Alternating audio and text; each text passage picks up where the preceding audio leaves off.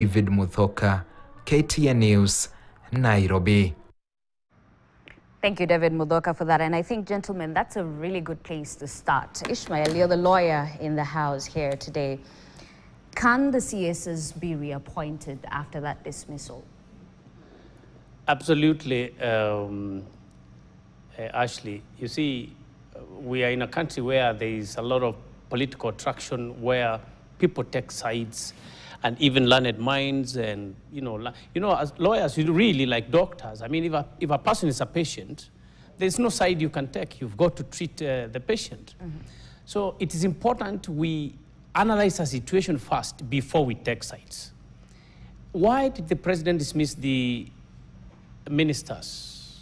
It's not because he investigated them and found them to be wanting, or that they have committed a certain crime, or that they have committed some form of corruption. Though those are there, this particular time, the reason why the head of state dismissed the cabinet was because of pressure from the people. And when you look at the allegations of the protesters, and especially the young people, they were simply saying that these ministers have failed the president. But these are utterances by masses, because they are dissatisfied with probably opulence that was being exhibited by some of the ministers. So what would constitute a proper legal process of removing a minister from office? Of course, you can see all those qualifications for removing a minister from office. This was pressure from demonstrators.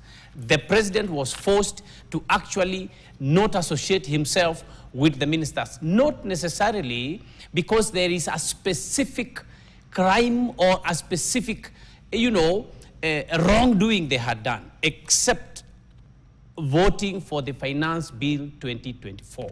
So having said that, really, the legal position in terms of whether the president can decide to reappoint this or that person, and that is a legal position. I am not saying he ought to, neither do I even support that he should bring one minister back. Mm-hmm. But the legal position, for the sake of the law, is very clear. He is allowed under the law, if he so wishes, to reappoint. But we all know, I mean, we all do not want him to appoint anyone, but you cannot pull the provisions of law to suit that particular feeling you have that we don't like these ministers, therefore we must say that the law bars them from being reappointed. Having said that, Ashley, Mudavadi was not, dismissed. But are you telling me that Mudavadi is so clean vis-a-vis Kindiki, for example, just for the sake of comparison? So are you telling me that the deputy president is so clean vis-a-vis I don't know, any other minister? So let us get this clear. The dismissal was political. And by the way, as we speak now, the president has not reassured Kenyans that he has dismissed these people for a particular reason. He has not reassured Kenyans that we will not go that direction any more time. So let us be honest. I mean, lawyers, we will have different opinions, but there is no law barring them. The view that by virtue of the fact that the president has dismissed these people, therefore, it means, reappointing them would be against the law, I think it's an overstretch, so that we take certain positions. I honestly don't believe that the president should reappoint, those people. But to bring the whole law, so that I support that view just because I don't like the, dismissed CSS, could be an overstretch. So then, from where you sit, did the dismissal meet the constitutional threshold? To be honest, no. This was pressure from the young people. I mean, they put a lot of pressure to the president. Even the president is in State House right now. He's really trying to figure out what to do. This was pressure. I mean, if you give William Ruto a chance, he will actually rather stay with his friends. But that pressure was too much. He was even surprised that he has to actually, if you note the president's speech immediately that night after the young people, attacked parliament, that very night, the speech was not friendly. But I think after he assessed the whole situation, he realized he must go a certain way actually even to salvage his own image and to continue, you know, managing the country. So in terms of the law, let's be honest with the law. But in terms of whether we want the president to reappoint the same people, I think we agree as Kenyans, no, he should not. Okay, to you, Osido, of course, we are in this space. We are in interesting times in the country. And what Ishmael just said, that it did not meet, well, it was just political. But if you look at what the Gen Zs are saying, number one, we don't want them. We want new people. And we want technocrats, if I may say so. But then we're seeing others. Now, for example, we saw Meru leaders and I think Tharaka leaders come out and saying, you know what, we're defending our own. This is exactly what the Gen Zs are against. Perhaps could it be a recipe for another protest? Thank you so much for this opportunity. Indeed, in the event that we seek to box His Excellency the President into a corner, then we are going to be boiling up for recipes to chaos. The Constitution gives the President the opportunity to dismiss and may reappoint. In fact, if you allow me, I will read the Constitution of Kenya in Article 132, where we are talking about functions of the President. And in 132, 2A, we are saying that the cabinet secretaries may be appointed in accordance with Article 152. So if you go to Article 152, Part 3, which talks about the cabinet, of course, it gives you the composition of the cabinet, the president, deputy president, attorney general, all that. And then it takes you to 5, which says the president may reassign a cabinet secretary. The president may dismiss a cabinet secretary. And the president shall dismiss a cabinet secretary if required to do so by a resolution adopted under clauses 6 to 10. So 10 gives you the responsibilities of the National Assembly, the vetting processes, and all those others. Yeah. To the extent that His Excellency the President has dismissed the cabinet based on pressure is partly correct, but is also partly false, based on information that is available from the President himself. It is His Excellency the President that has actually stood and told us that if I know so much about your ministry than you do, then there is a problem. It is the President, while speaking to his ministers, right in front of the cameras, or other cabinet secretaries, including all the other senior government officials, who has told us, if you report to work, like in my meeting, beyond the time that I asked you to come, then please don't attend. And we have seen CSS and PSS being locked out of presidential meetings. So it therefore means that this probably was an opportune moment for the President also to deal with certain issues of concern, which would border on 1, performance of some of the cabinet secretaries, 2, issues of accountability, transparency, and of course, just the bare minimum of what the Kenyans, now fronted by Gen Zs, expected. Because remember that during the appointment of these particular cabinet secretaries, a number of them had court cases, including the deputy president. And in between their term of office, we actually saw a number of those cases being dropped one by one. Now, those are concerns that warrant anyone. And indeed, the Gen Zs have done very well to ask those questions. But the president, which is partly why I agree with Wakili, that it is pressure, is because of now the kind of sentiments that are coming up from our leaders. That for you to be a cabinet secretary, you must play certain allegiance. You must show your contribution to my being president. How much did you bring to the table? How many numbers did you mobilize to make me president? It goes beyond merit, and we no longer therefore look at it to be able to give us the opportunity to assess people based on their abilities to deliver. And that is why the Gen Zs, and by extension Kenyans, are saying, Your Excellency, President William Samoei Ruto, you have the opportunity now to give us a team that will be able to go beyond the issues that have engulfed your cabinet. whether it is on corruption, whether it is on malperformance, whether it is on disloyalty, where you tell people to show up at 5 a.m. and others want to come at 5 p.m.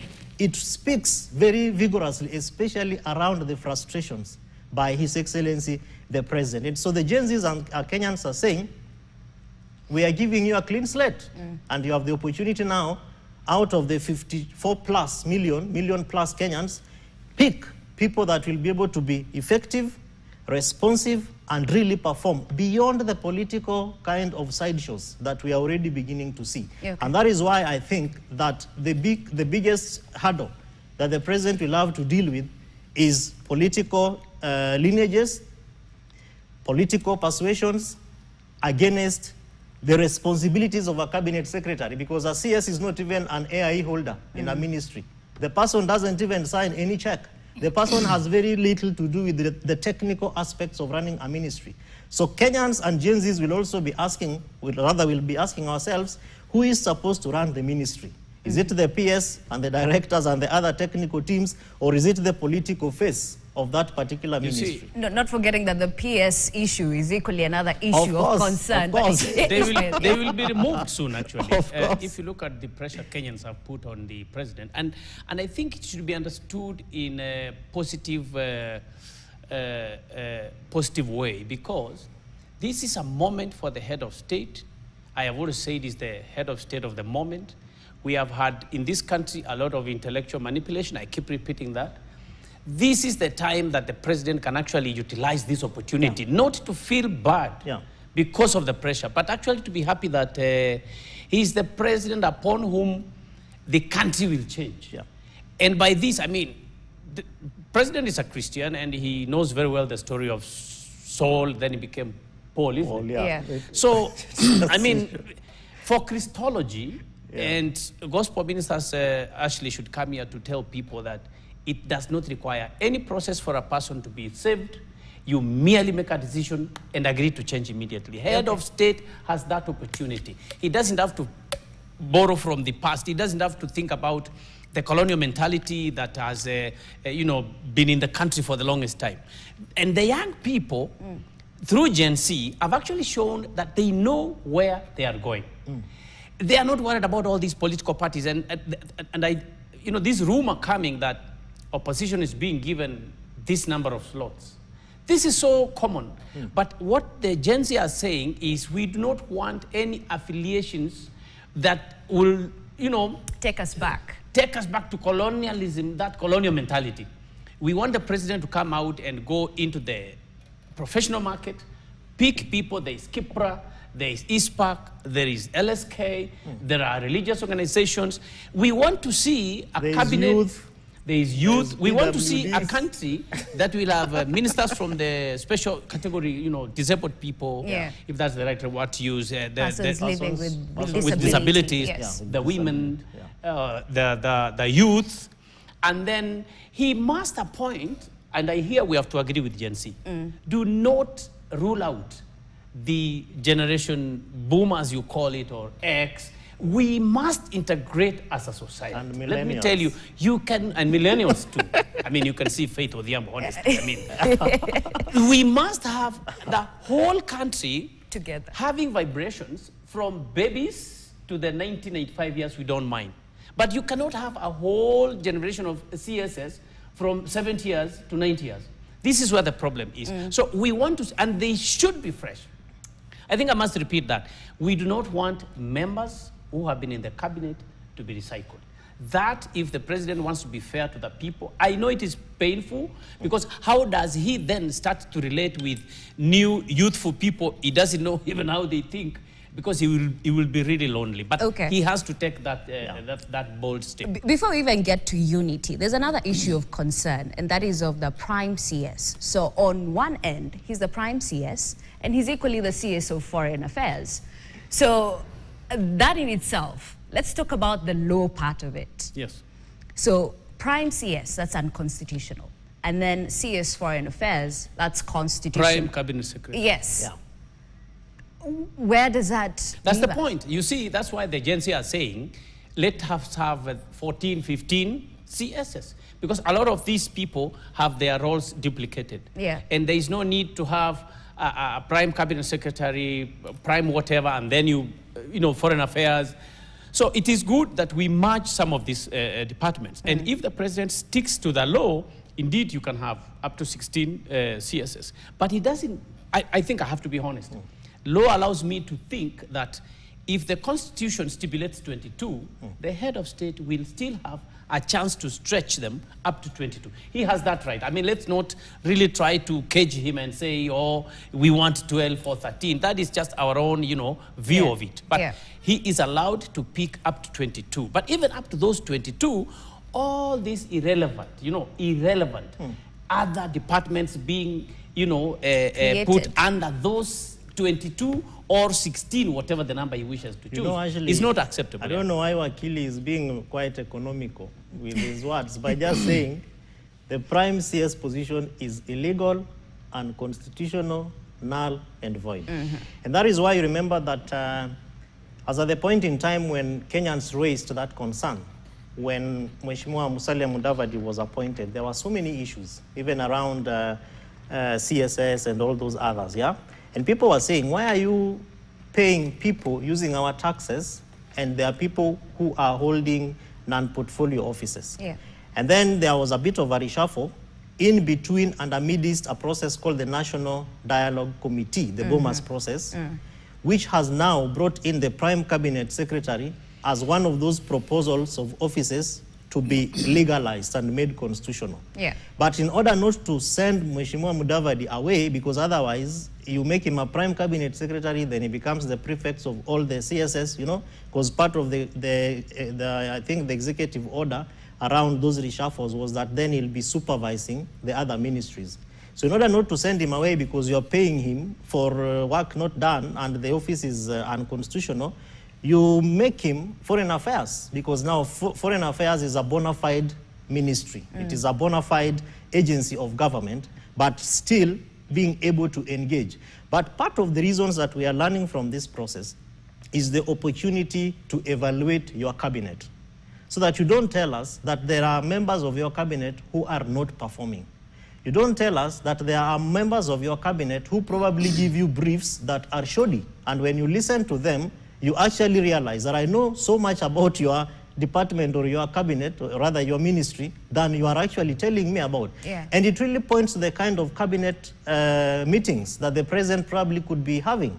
Because when you come out and you tell people that I'm really agonizing over these issues, that I even know so much about my cabinet ministers, not knowing so much about their ministries, that I have to be the one to advise them and keep reminding them about the manifesto that we gave our people. And so it boils down to the opportunity that we have to be able to come up with a mechanism to evaluate the cabinet. And sometimes even send some, you know, public indices to the citizens and ask them who is the best performing. Of course, I see other agencies doing that, but this needs to be government driven. And much more fundamentally, actually, is that you remember that within the government, we have things like performance contracting. What do those mean to the cabinet and to the president?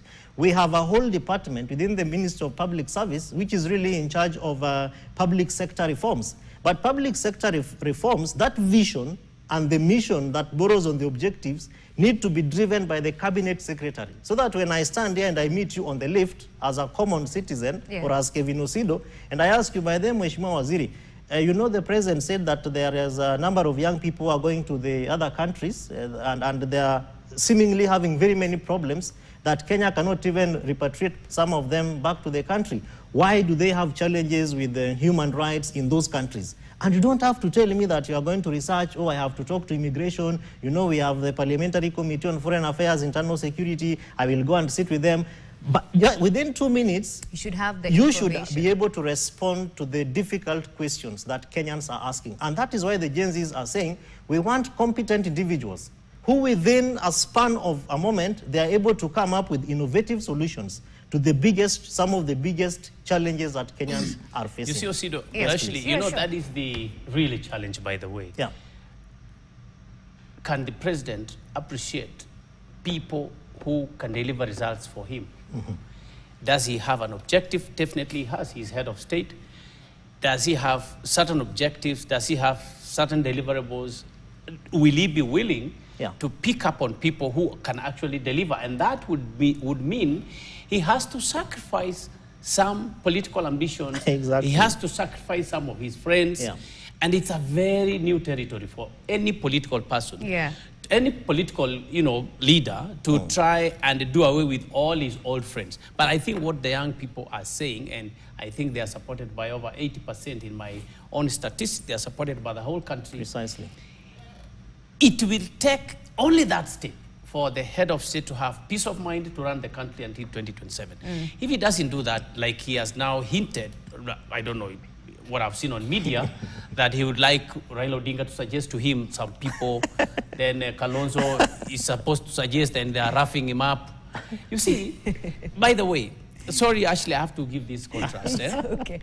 Today, the young people have all information that I learned for about 20, 30 years. Yeah. They run it within 2 hours or 3 hours. It's easy. And the information is right here. Yeah. So there is no time or opportunity for this president or any other president to come that you can actually twist citizens just the way you want. Yeah.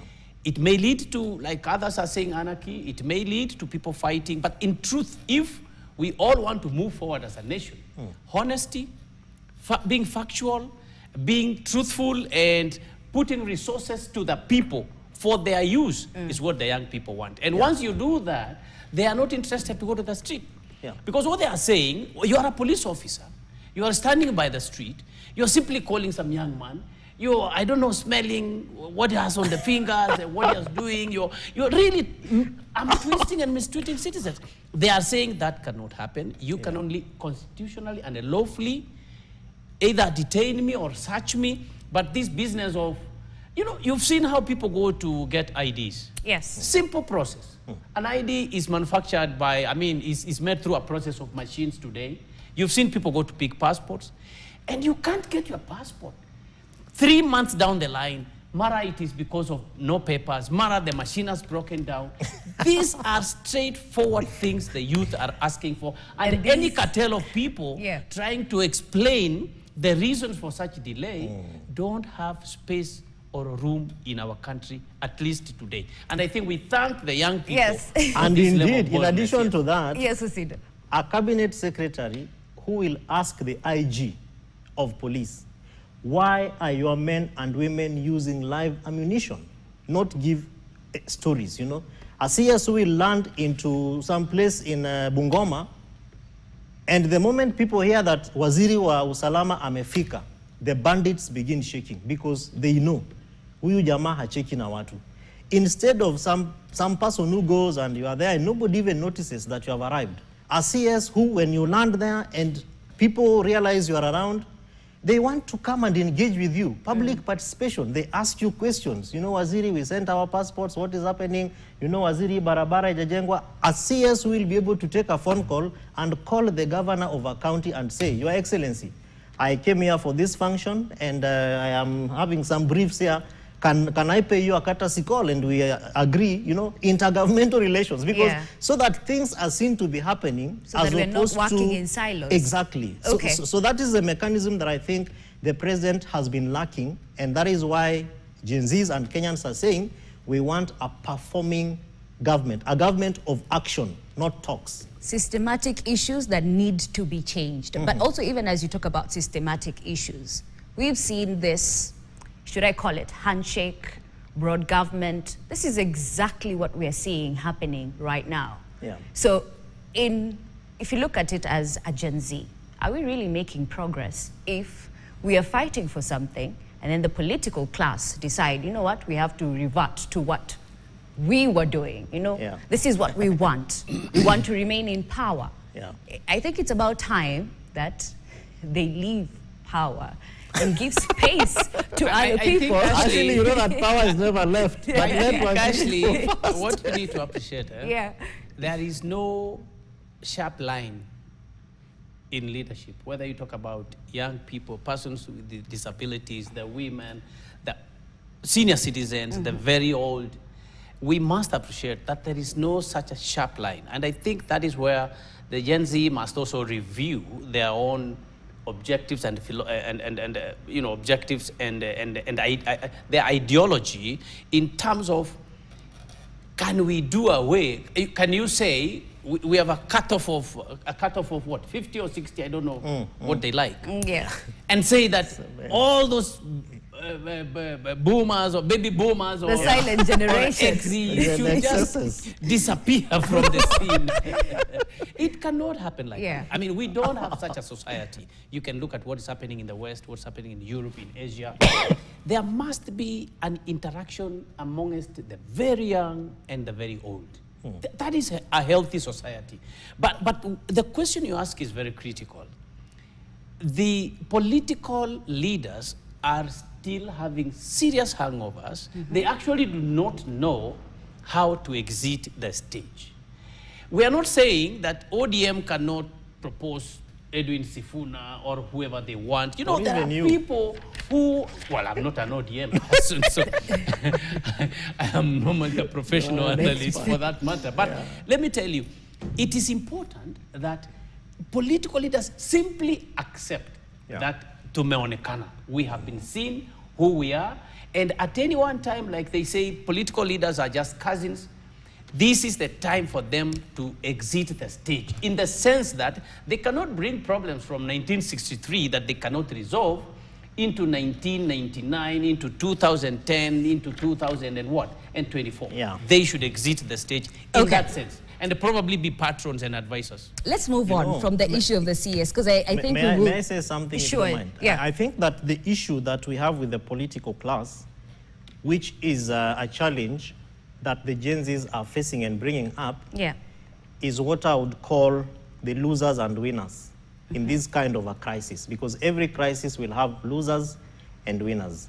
What we have seen in the past is a mechanism where probably the opposition, and largely those who are not in government, seek to use such kind of crisis moments to score points and to win. And part of that winning is what the Gen Zs are saying we do not want. Because in 2007, things happened in this country, and we saw politicians, political leaders shaking hands and forming offices for themselves. 2013, 2017, BBI, the same thing. 2022 is actually where we are at right now. But they're asking themselves, what are we winning from this crisis? We are seemingly more or less like a collateral damage, that you guys sit in some corner, and because we are the ones driving this change and this revolution, you neglect us, because in fact, even in the dialogue that you are calling for, we don't seem to feature anywhere.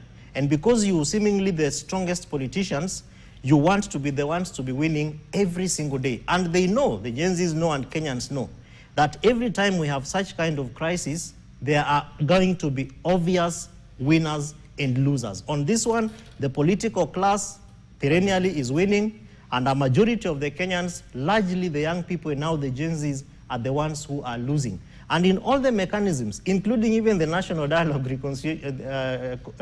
Committee report, you realize that even the offices that are going to be created, they are created with certain people in mind. You say, for example, leader of official opposition. And if you go even to those ECDs in the counties and you ask anyone, who is Kenya's leader of official opposition, they will give you a name. It goes without saying. It goes without saying.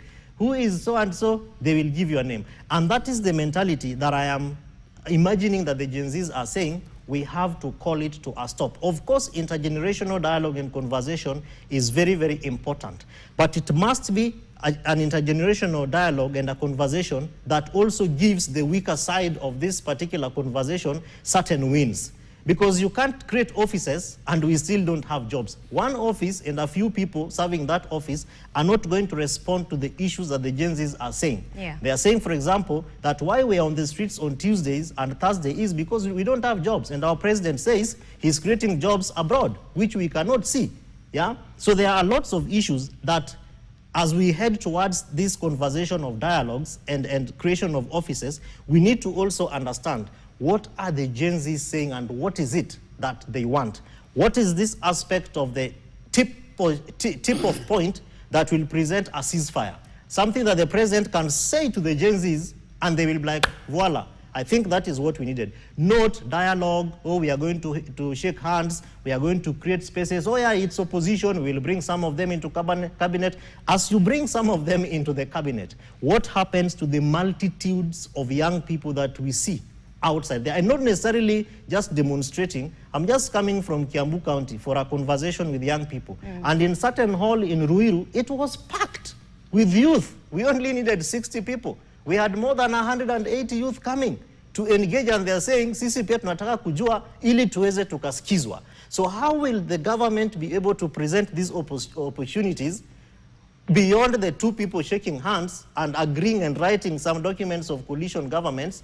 Where is the space and what are the wins for the young people, and particularly the Gen Zs in that particular closed space and closed corner where these conversations are happening? And not forgetting how open-minded are those people. Precisely. Because you see, we saw it during the protest. Most people, well, the older generation were asking, what are the children doing? So this in itself says a lot about the generation that has come before us. But that's a story for another day. I want us to move on and talk about the infringement of constitutional rights that we have seen in this 1 month or so. The abductions, you know, rights. Just yesterday, we saw a veteran journalist who was seeking refuge in a police station. Let's talk about the rights of those who are arrested. Yeah.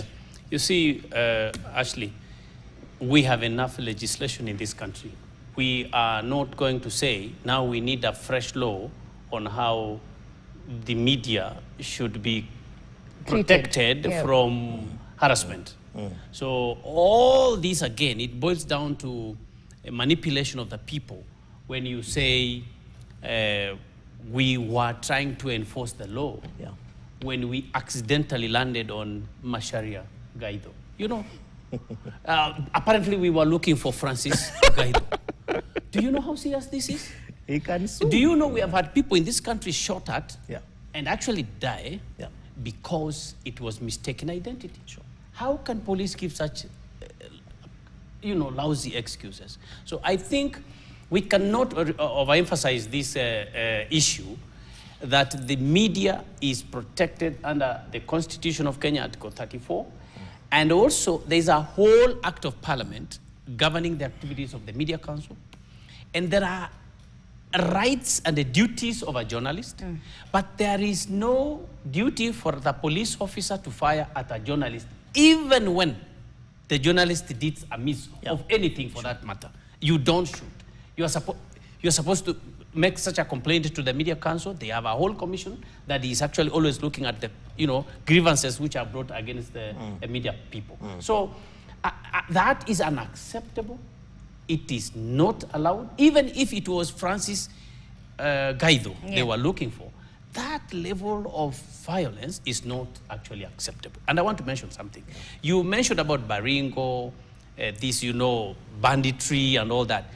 Those are symptoms of what happens around the men and women who guard the VVIPs in this country. Let me tell you, if the country wants to stop banditry, if the country wants to stop all these major crimes, they must behave in a certain way from State House, coming down to the bodyguards of the VVIPs, and we all have to be civil and not act primitively. So if we do that, then everybody, including those who are in Lamu and all these Boni forests, will know that there is a disciplined government from Nairobi and we cannot attempt to do some things. But this level of things you are doing, you create some form of, I don't know, private kind of army to protect just you and a few people, is actually what translates to how people behave back in the mashinani. So that should stop from State House. And we say this because it's our government we are correcting. That should stop from State House, come down to the Harambee House, go to ministries. Government officials should be civil, should behave politely to people, should be nice with people, because we are paying for the work they are doing. That way, then you will not see this kind of banditry behavior that we see on the streets every day. Osido, perhaps is it time that we need to have a conversation about our police officers?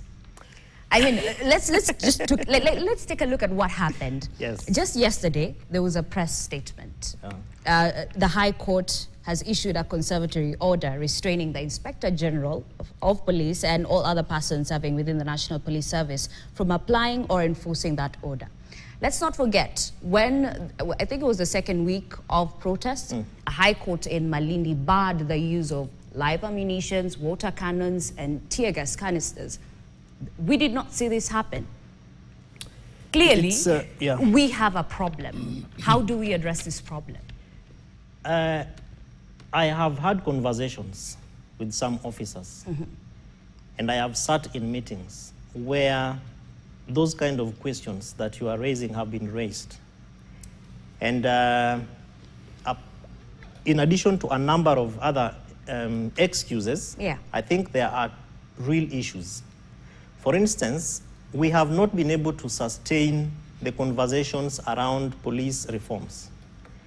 And we started them because there was a government that was interested in ensuring that governance, justice, law, and order is maintained and sustained, and that citizens are able to relate with what the government is doing around those 5 issues.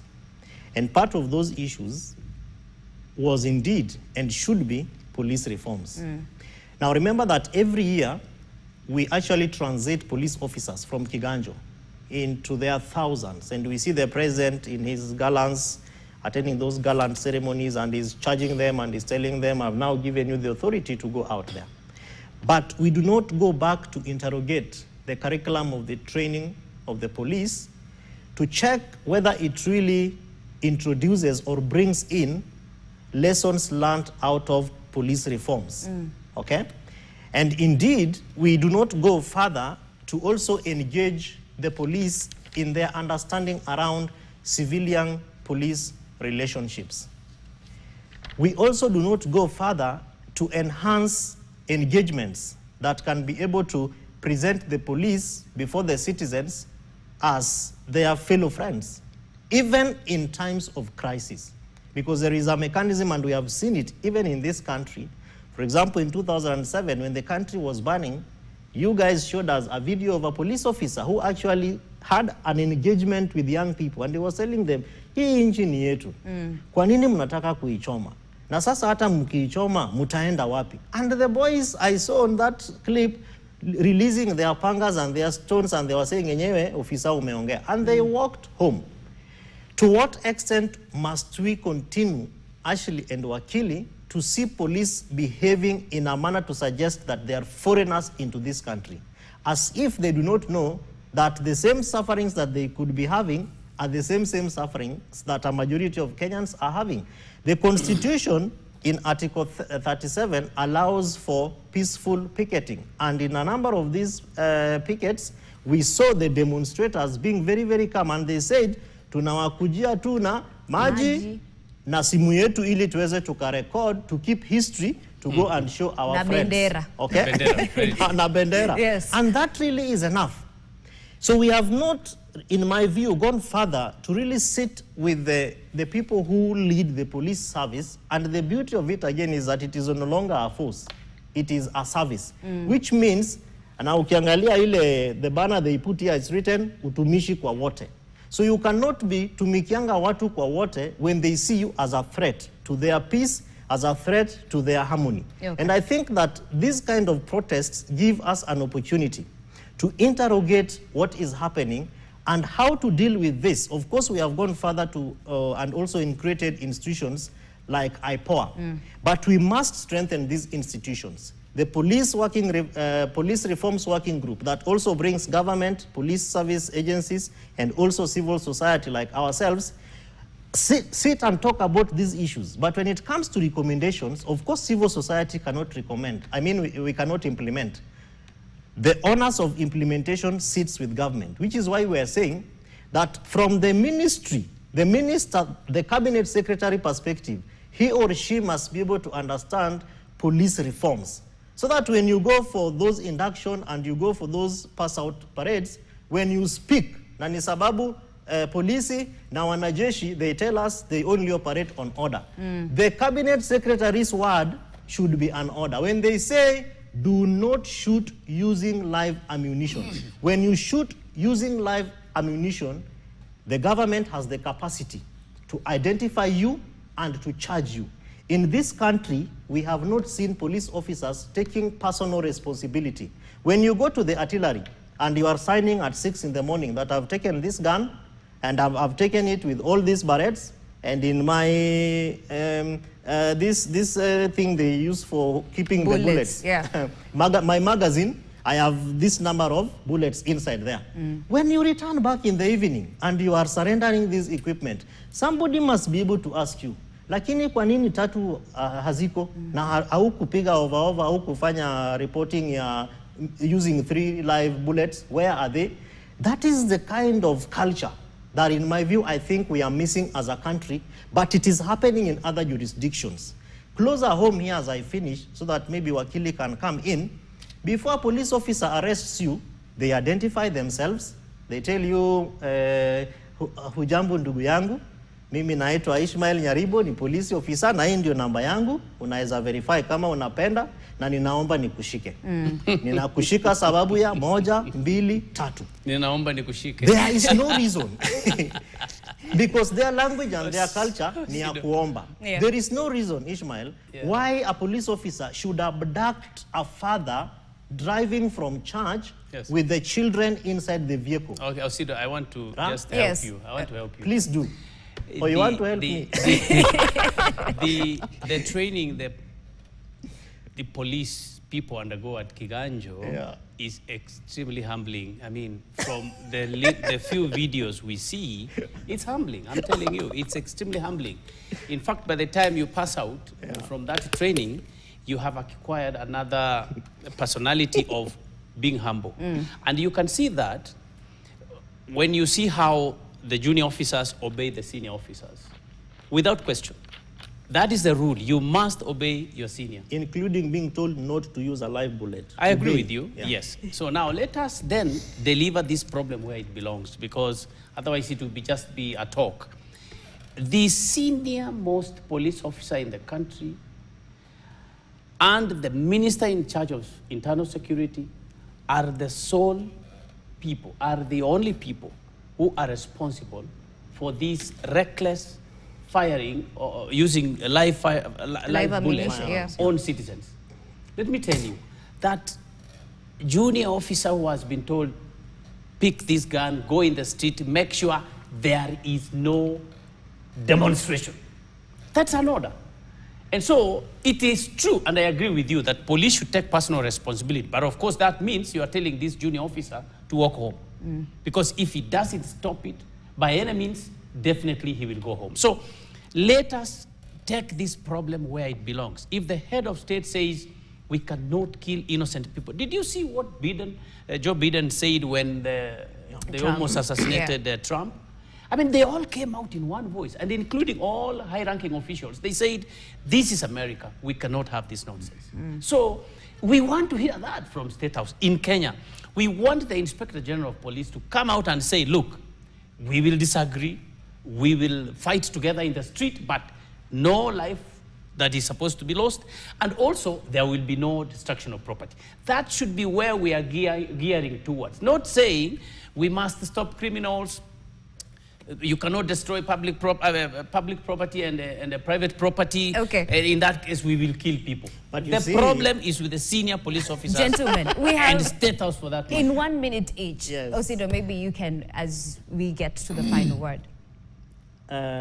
My last word is to ask the president to get yourself in a corner and reflect on what the people of Kenya are saying. I really want to thank you, because for the first time in your presidency, you've been very available, and we've asked for you to stay around as a father and to listen to your children. Thank you, Your Excellency, for that opportunity. Now get into a corner and ask yourself, what did you promise the people of Kenya? Are you delivering it? Do you have the right people to deliver it? Are you getting the right messages? And if you're getting the right messages from your intelligence and the other sources, are you acting on it? And if you are acting on it, do you have the right people to help you act on it? Kenyans are looking up to you, and because you're a man who is as pious as you are, God-fearing and very prayerful, Please ask God to give you wisdom as we keep praying for you, and we ask you to listen to what the people are saying. Ruto must go is a very good call, but is it the right time for you, Your Excellency? You will have to sit down in a corner and answer that question. Thank you, and we ask you for wisdom and knowledge. Thank you, Ashley. Yes. You know, the United States announced clearly that we are one of the non-NATO allies of the United States. And that's a very strong statement. We are not just any other country in Africa, and we are humbled by that gesture. Yeah. So I think the head of state in this country should decide to stand with the people of Kenya.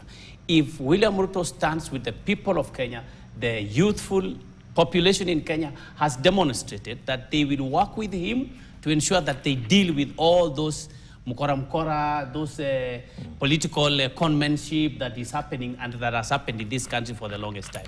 Let the head of state stand with the people of Kenya. Okay, that's a really good place to end it, gentlemen. Thank you so much.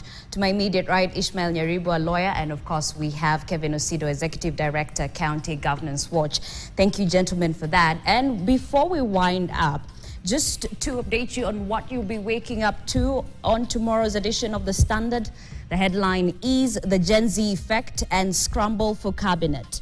Refighting the old order, even as the president retreats to consider his new cabinet secretary nominees, Kenyans have joined Gen Z protesters to demand a squeaky clean and meritorious top government organ.